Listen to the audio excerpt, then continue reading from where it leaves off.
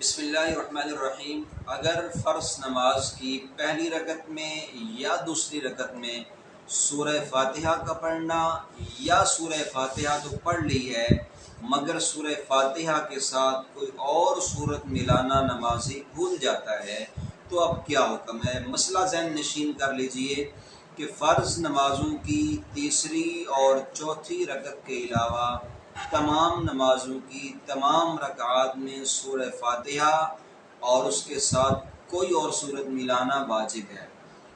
فرض نماز کی تیسری اور چوتھی رکعت کے علاوہ ہر نماز کی ہر رکعت میں سورہ فاتحہ کا پڑھنا اور اس کے ساتھ کوئی اور سورت ملانا واجب ہے۔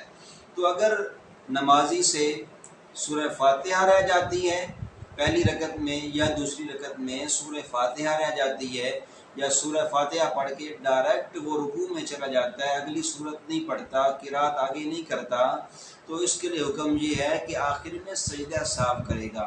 جب سجدہ صاحب کیا تو اس کی نماز درست ہو جائے گی۔ اگر سجدہ صاحب نہیں کرتا، نماز مکمل کر لیتا ہے تو اس نماز واجب الاعادہ ہوگی، اب اسے دوبارہ نماز پڑھنا ہوگی۔